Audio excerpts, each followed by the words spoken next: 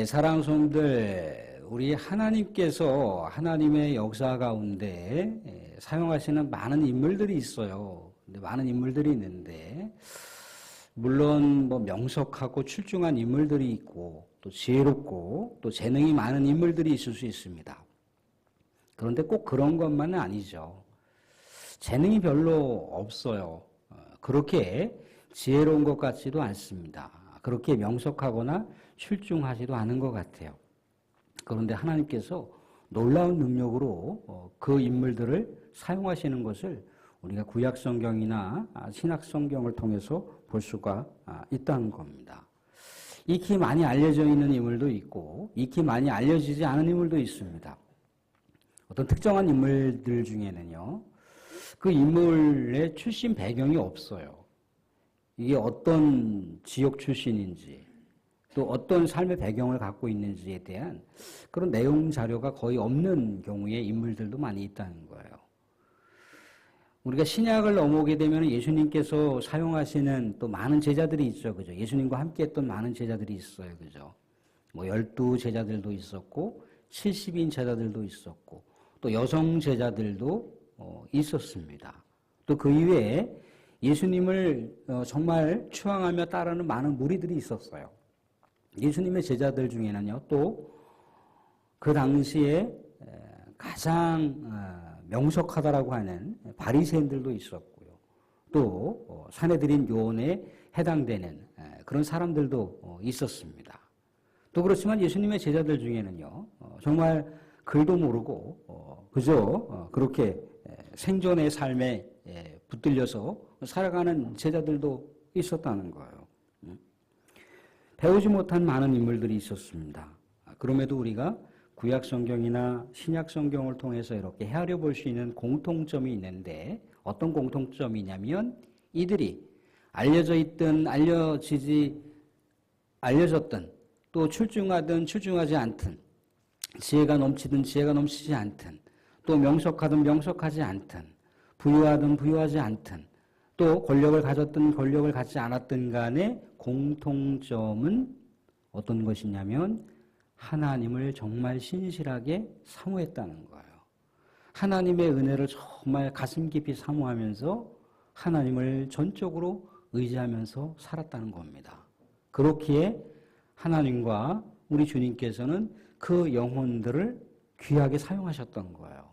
물론 성경에서 나타난 흔적을 볼 때 많은 사람들에게 회자되는 인물이 있기도 하지만 많은 사람들에게 회자되지 않는 인물들도 있다는 겁니다. 그렇지만 그것은 어디까지나 우리가 바라보는 관점이고 하나님의 관점에서는 통일하다는 거예요. 통일하다는 거예요. 하나님께서 귀하게 사용하셨던 귀한 인물이라는 거예요. 이 말씀의 내용들을 우리가 견주어 볼 때 생각해 볼 수 있는 것은 무엇입니까? 우리가 이 땅 가운데 살아가면서도 우리는 그럴 수 있어요. 제가 가진 게 별로 없었어요. 제가 조건이 별로 안 좋았어요. 제가 환경이 여러 가지 내세울 만한 환경이 아니랬어요. 제가 배운 게 없었어요. 라고 우리는 스스로를 이렇게 이야기할 수가 있습니다. 그런데 하나님은요, 그런 조건이나 환경이나 현재의 위치를 바라보시는 게 아니라는 겁니다. 하나님께서 주목하시는 건 뭔가요? 현재 그 지점에서 하나님을 주목하고 있는가? 하나님을 전적으로 신뢰하면서 하나님의 은혜를 사모하고 있는가? 그것을 통해서 하나님은 하나님의 능력을 무한하게 그 인물들을 들어서 사용하신다는 겁니다. 사랑하는 제자들이 글을 배워야 얼마나 배웠겠습니까? 제자들이 학교를 다녀봐야 얼마나 다녔겠습니까? 그죠? 그렇지만 주님께서는 그 영혼들을 사용하셨다는 거예요. 그 영혼의 저 깊숙한 곳에 순수한 열정을 주님께서는 아셨다는 거예요. 그래서 사용하셨다는 겁니다. 사랑하는 성도님들, 내가 현재 무엇을 갖추었는가, 무엇을 준비했는가, 현재 어떤 조건들을 내가 가졌는가, 그런 거에 너무나 우리가 연연해할 필요가 없다는 겁니다. 그런 것에 너무나 우리가 구애받을 필요가 없다는 거예요. 전적으로 하나님을 의지하고 전적으로 하나님의 은혜 가운데 하나님 앞에 깨어 기도만 한다면 하나님께서는 무한한 능력을 가지고 우리들을 사용할 줄로 믿으시기 바랍니다. 아멘. 사랑하는 성도, 오늘 우리가 읽게 되는 삼갈이라고 하는 사사도 마찬가지예요. 우리가 읽었잖아요. 그죠? 세 구절 읽었습니다. 3장 31절, 4장 1절, 5장 6절을 봤어요. 그게 전부예요.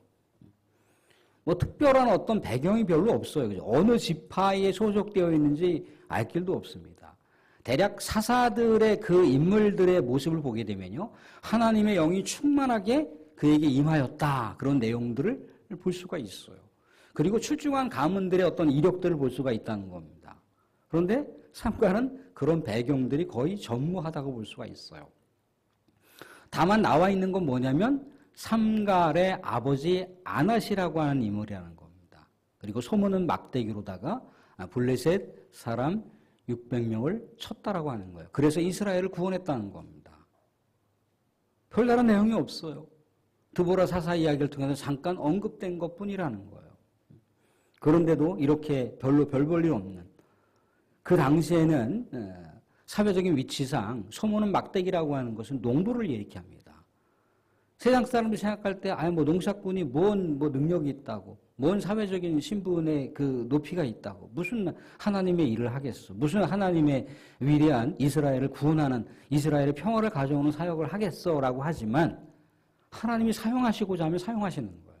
하나님이 능력을 주시고자 하면 능력을 주신다는 겁니다. 근데 어떠했길래 이렇게 삼갈이라고 하는 사람이 하나님의 선택받은 사사가 되었을까? 내용들이 별로 없으니까 그저 그냥 하나님이 그냥 선택하실만 하니까 선택하셨고 하나님이 쓰실만 하니까 쓰셨다라고 우리가 생각해 볼 수가 있는데 그렇지 않다는 거예요. 오늘 말씀 가운데 중요한 인물이 등장을 하고 있습니다. 이 삼갈의 아버지 아낫이라고 하는 인물이에요. 아낫이라고 하는 인물. 아낫의 이름의 뜻은요. 어떤 의미를 내포하고 있느냐면 겸손하게 자신을 낮추다라고 하는 의미를 담고 있어요. 또한 하나님을 향해서 기도하며 부르짖는다라고 하는 의미를 담고 있습니다. 하나님의 뜻에 화답한다라고 하는 의미를 담고 있어요. 누가? 아낫이라고 하는 삼갈의 아버지가 그런 이름을 갖고 있다는 거예요. 이 이야기는 뭐냐면 그의 이름값답게 하나님을 전적으로 의지하면서 하나님의 뜻에 부합한 삶을 신실하게 살았다라고 하는 것을 대변해주고 있는 의미의 이름이 아낫이라고 하는 이름이라는 거예요. 사사라고 하나님의 부르심을 받았다라고 하는 흔적이 없습니다. 그러면 사사라고 하는 것을 어떻게 알았을까? 아낫을 통해서 알 가능성이 많다는 거예요. 아낫이 그렇게 하나님 앞에 깨어있는 신실한 삶을 살았기 때문에 하나님께서 삼갈의 아버지 아낫에게 힌트를 줬다고 볼 수가 있어요.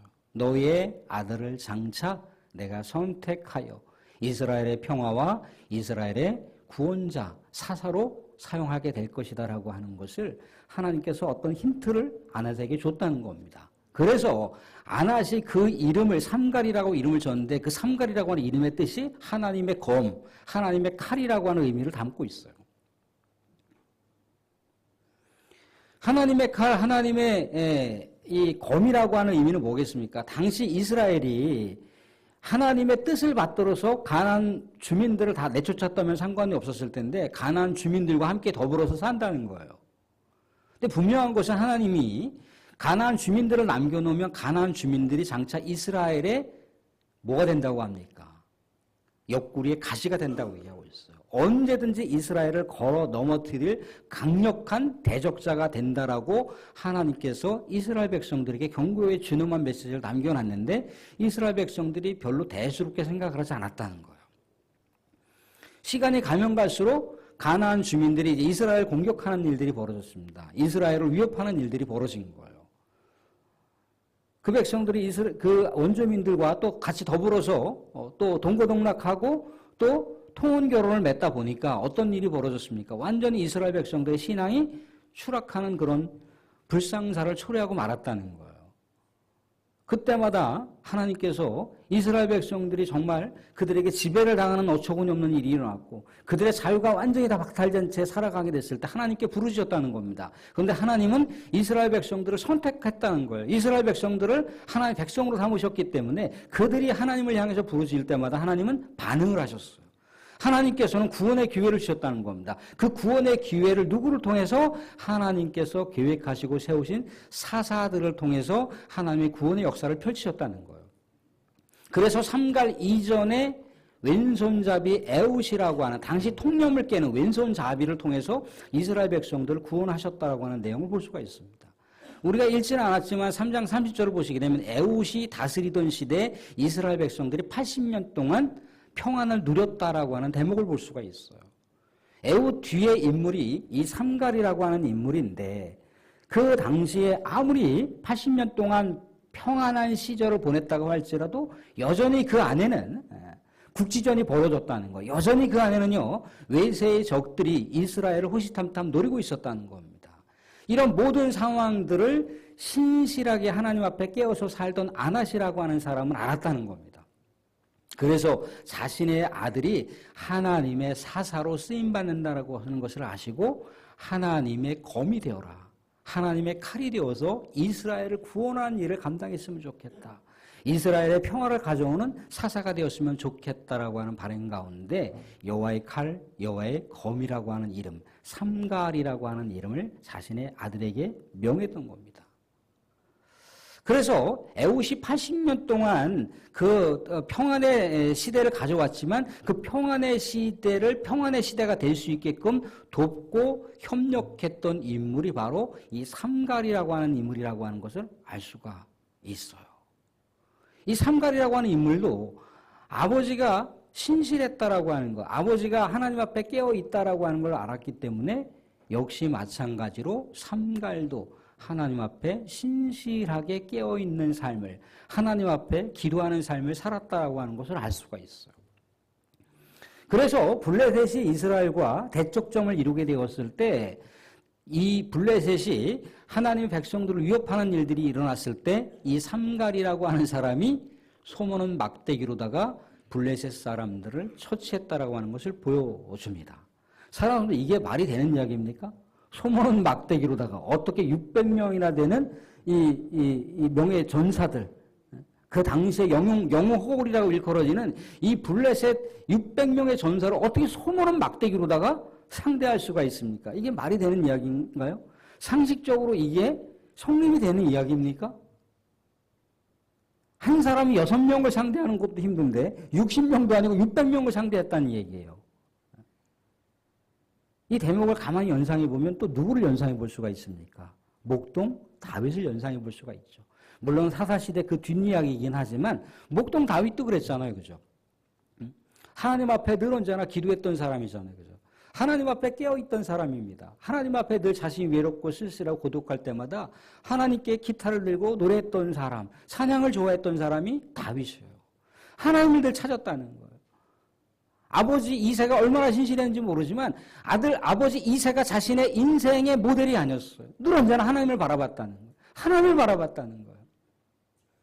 그러니까 위기의 상황 가운데 처해질 때마다 하나님께서 다윗을 건지셨어요. 다윗을 구하셨다는 겁니다.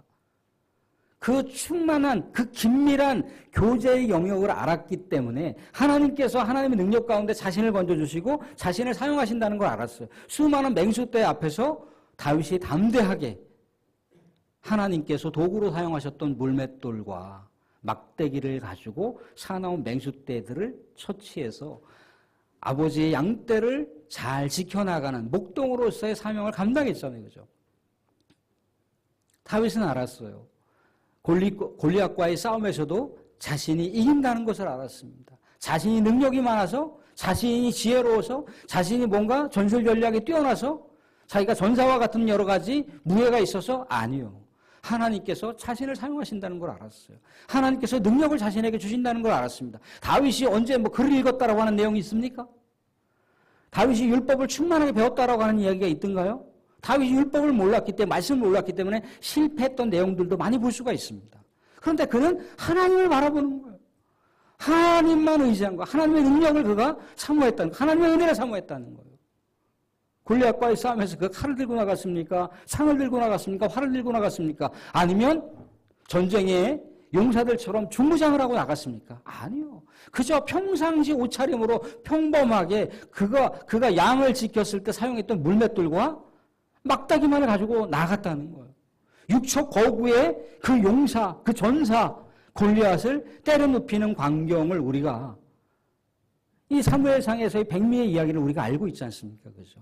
하나님을 전적으로 의지했던 그 사람, 하나님의 능력 가운데 사용되었던 그 사람을 통해서 하나님께서 이스라엘을 구원하셨다라고 하는 이야기를 우리가 사무엘상의 이야기를 통해서 알 수 있는 대목입니다. 오늘 역시도 마찬가지라는 거예요. 삼갈이라고 하는 사람이 솔로몬 막대기로다가 언제 전쟁을 연습했습니까? 전쟁을 연습했다라는 얘기가 있던가요? 솔로몬 막대기에 폭탄이라도 달려있던가요? 그 시대는 청동기 철기 시대에 무슨 폭탄이 달려있겠습니까? 어떻게 했겠습니까? 하나님이 사용하셨다라고 하는 그 해석밖에 안 되는 거예요. 우리가 여호수아 이야기를 보게 되면 알 수 있잖아요. 그죠? 무기에 있어서 엄청난 차이가 있다는 거예요. 그죠? 전쟁의 전술과 전략에서 엄청난 차이가 있는데도 불구하고 여호수아를 위시했던 수많은 이스라엘 백성들이 그 가나안 땅을 돌파했어요. 그게 뭔가요? 하나님의 능력이 그들을 사용하신 거잖아요.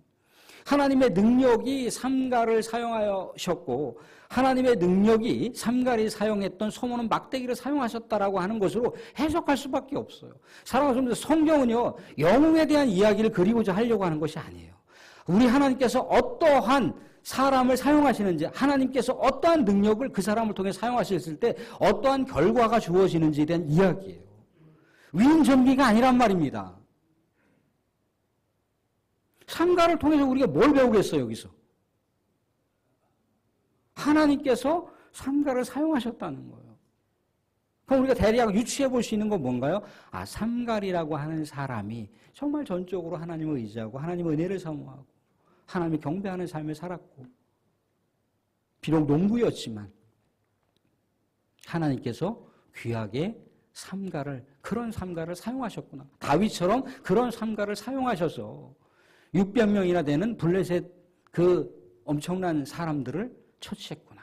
그런데 여기서 죽였다라고 하는 그 말이요, 이 블레셋 사람들을 살생했다라고 하는 의미가 꼭 그렇게 의미가 적용되는 것은 아닙니다. 블레셋 사람들을 멸절시켰다라고 하는 얘기예요. 블레셋 사람들 그 엄청난 수의 그 블레셋과 상대해서 그들을 밀어냈다는 얘기예요. 60명도 아니고 600명이나 되는 이 엄청난 수의 사람들을 어떻게 삼갈이 대응할 수 있었겠습니까? 하나님의 능력이 막으셨다라고 하는 것밖에 해석이 안 돼요. 하나님께서 이스라엘 백성들을 구원하시기 위해서 하나님께서 이 삼갈과 이 블레셋과의 대치의 국면에서 하나님께서 개입하셨다라고 하는 것밖에 해석할 수가 없다는 거예요. 하나님의 구원의 역사는 하나님께서 이렇게 그 세상 가운데 비록 별 볼 일 없다 할지라도, 연약하다 할지라도 출신도 안 나와 있어요. 여기 어떤 지파도 안 나와 있다는 거예요. 가문의 배경도 없어요. 그래서 그의 아버지 아나시라고 하는 내용밖에 없다는 거예요. 그런데 우리가 아까 말씀드린 대로다가 그의 아버지의 이름과 삼갈이라고 하는 의미를 우리가 유추해 가면서, 아, 하나님께서 이렇게 능력 가운데 사용하셨던 인물들이 그 당시에 배운 것도 없었고 그 당시에 뭔가 조건과 환경을 갖추고 있던 것이 아니지만 하나님께서 얼마나 그 영혼들을 사용하시고 싶으셨으면 이렇게 사용하셨을까? 그 배경을 우리가 생각해 보는 것은 다윗을 통해 생각해 볼 수가 있는 거잖아요. 삼갈도 그렇게 하나님을 흠모하고 하나님을 사모했다라고 하는 것을 알 수가 있습니다. 하나님은 그런 사람들을 구원의 놀라운 능력자로 사용하신다는 거예요. 구원의 놀라운 사사로다가 사용하셨다라고 하는 것을 알 수가 있습니다. 사랑하는 성도들, 삼갈은요 농부였어요. 다른 사사처럼 유명하지도 않았어요. 다른 사사처럼 가문이 출중했던 것도 아니었습니다. 다른 사사처럼 뭔가 그가 가문을 비롯해서 그의 출신 성분 어느 지파라고 하는 것이 명확하게 기록되어 있지도 않아요. 이름도 없이 빛도 없이 쓰러져간 수많은 사람들을 하나님께서 하나님의 능력자로 하나님의 구원의 역사의 인물로 사용하셨다라고 하는 것을 생각해 볼 때 성경에서의 사용하시는 우리 하나님의 인물들은 어떤 인물들입니까? 갖춰주지 않아도, 조건이 없어도, 현재의 삶이 연약하고 부족하고, 정말 세상의 수많은 사람들과 상대적으로 비교해 볼 때 정말 밑바닥에 있는 것 같지만 하나님께서 그 영혼들, 하나님만 바라보면 가장 밑바닥에 있는 인생이라 할지라도 그 인생을 가장 높고 가장 위대한 인물로 사용하실 수 있다라고 하는 것을 말씀 가운데 보고 있다는 겁니다. 사랑하는 분들 말씀을 맺겠습니다. 현재 하나님은요, 우리가 현재 살아가는 삶의 모습에서 내가 이 정도를 갖췄습니다. 이 정도의 내가 조건을 준비했습니다. 이 정도의 환경을 내가 대비했습니다.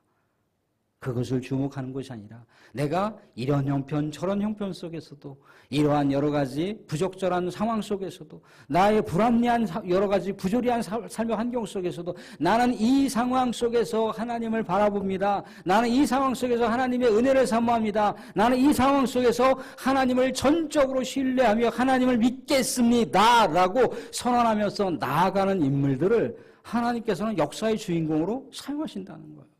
그게 성경의 원리입니다. 사랑하는 성도님들, 우리는 이 세상 가운데 세상에 많은 여러 가지 출중한 사람들과 비교해 볼 때 부족하고 연약하고 결핍된 요소들이 많이 있어요. 하나님은 그걸 바라보시는 게 아니에요. 너희가 나를 바라보느냐, 나를 의지하느냐, 나를 전적으로 신뢰하느냐, 나를 경배하느냐, 나를 믿고 의지하며 살아가기를 원하느냐라고 하는 것을 하나님은 주목하신다는 겁니다. 사랑하는 성도님들, 그렇게 올 한 해 1월 마무리하면서 또 우리가 2월을 준비하지만 그렇게 나는 하나님을 전적으로 신뢰하고 의지하고 하나님을 경배하고 하나님의 은혜를 사모하면서 기도하겠습니다 라고 했을 때 하나님께서 하나님의 능력을 이 땅 가운데 우리 믿음의 백성들에게 충만하게 부어주셔서 하나님의 위대한 구원의 역사에 획을 그을 수 있는 존귀한 우리 광기교회 성도들이 될 수 있기를 주님의 이름으로 축원드립니다. 아멘.